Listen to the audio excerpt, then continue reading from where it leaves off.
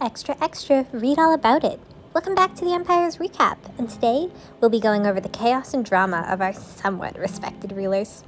This week is the 11th hour on the clock, the time before a large event is going to happen. And given that said event is hosted by Ollie, who knows what will happen? Princess Gem has been doing her princess research. If she wants her kingdom to reach its true potential, she needs a castle.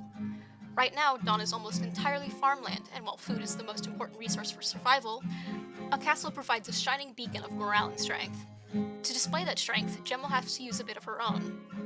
She ventures forth into the Nether to seek out the legendary Blackstone, a perfect contrast block for the Castle of Dawn.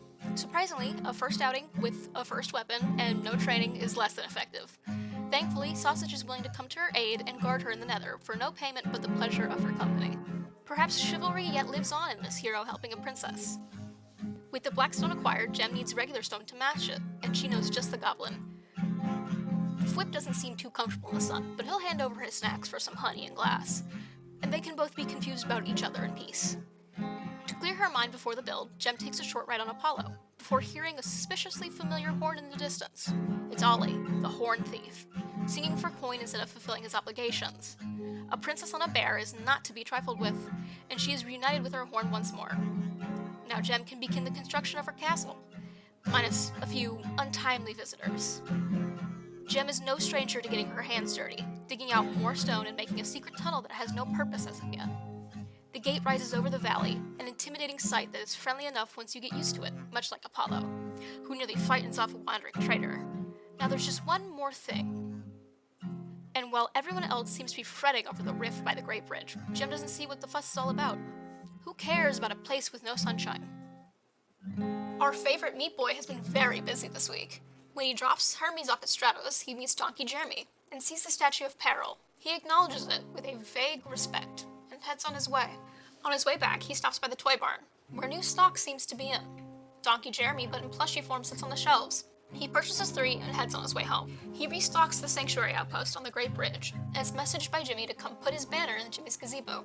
He ends up watching the Fwhip divorce arc live and finds it wholly entertaining.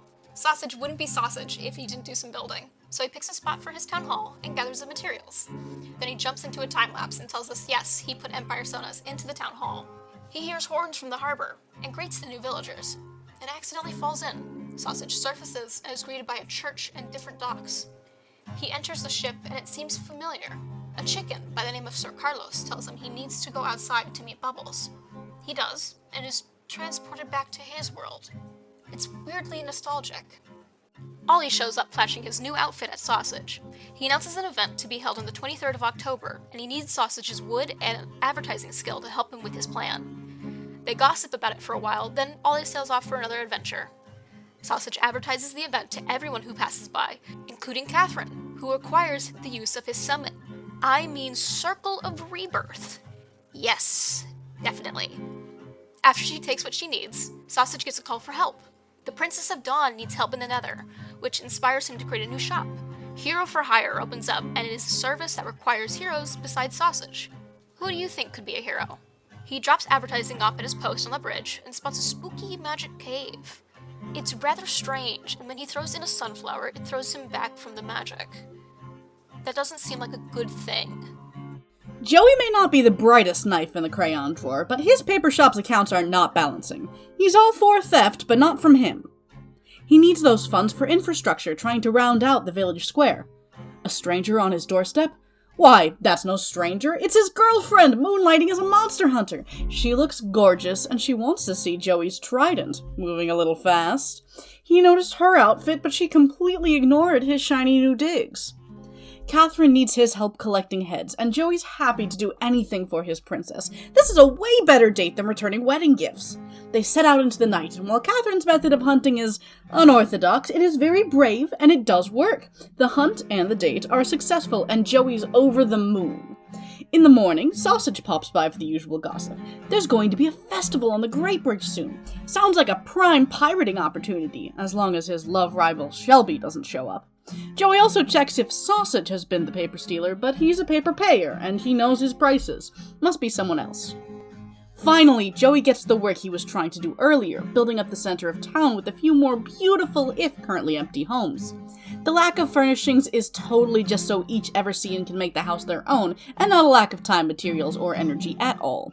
He also makes a cleaner pathway to the clock tower, and tucks a cute little alcove underneath. Who knows what treasure he could hide down there. It's headhunting time, as Catherine now has a warden's head. Now it's time to begin collecting more, starting with the nether, but first she needs to get her gear on. After placing a gift from Shelby in the secret base, she heads to the nether. However, she doesn't get many heads. Perhaps she should change tactics. So to Sausage's spooky circle she goes. Who knew a rape farm could be so fun? However, there are some heads that require outside gear.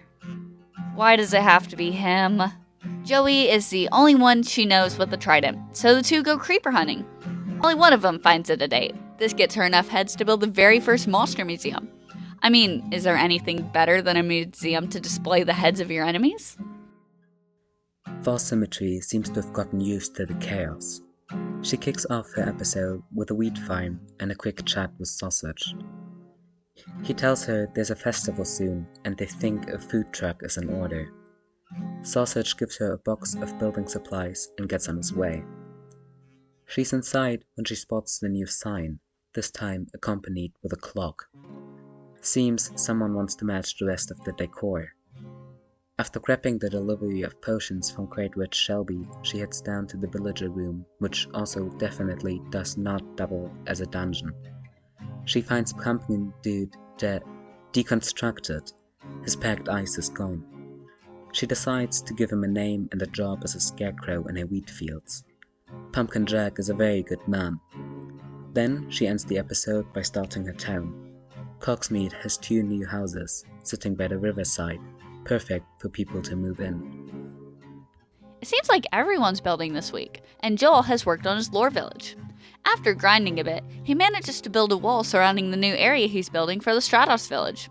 Then a visitor comes, and seems to be an appropriate worshipper, but you'll find out the rest in several months when Ollie finally uploads. Then there's more grinding before we get to some actual building.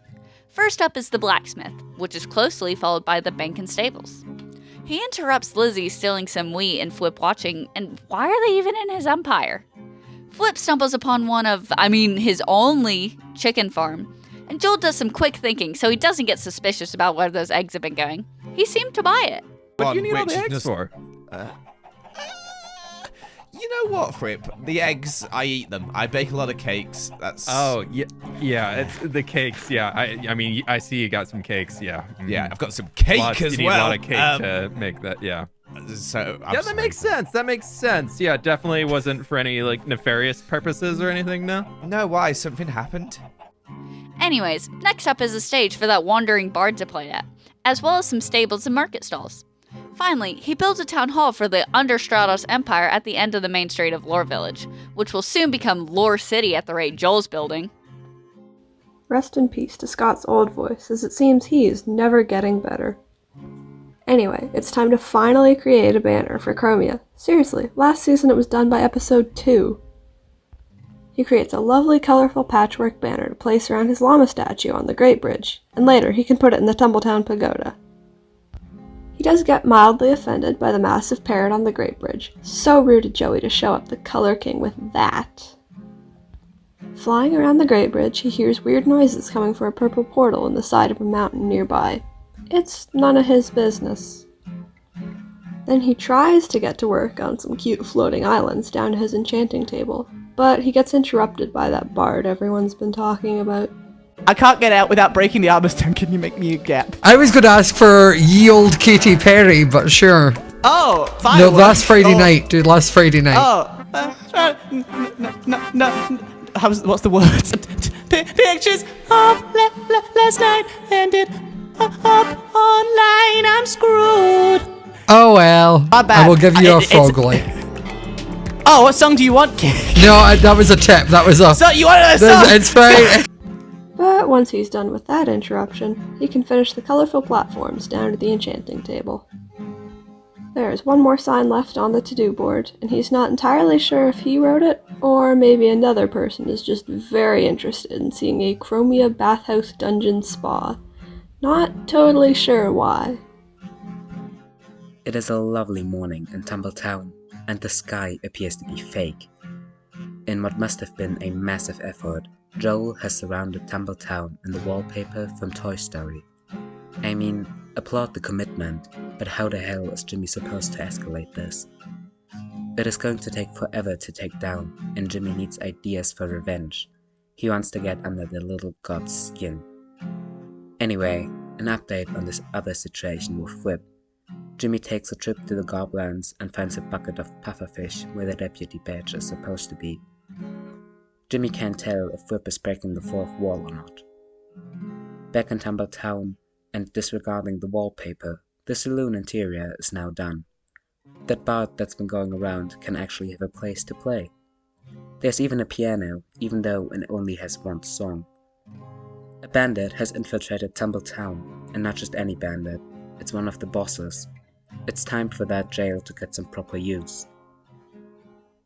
There have been some rumblings, some rumors going around about that odd magic thing in the cliffs near spawn. Now, Jimmy caught sight of it the other day, but checking it out now shows that it has definitely become larger. His voice echoes when he yells into it. Creepy. The sheriff isn't one for messing with magic like that. There appears to be a festival happening on the server. The sign doesn't say when, but it does say bring diamonds, and Jimmy has quite a few. He even thinks about bringing some gunpowder, but someone appears to have given him eggs in return for the rest of the gunpowder in stock. Good day for a game of chicken dance, anyone? High spirits abound after winning his bet, and now all Jimmy has to do is think of a talent to show at his festival, wherever it is. Join us next week for more chaos and shenanigans. Thank you for watching, and thanks to everyone for helping out with the project. Check them all out below.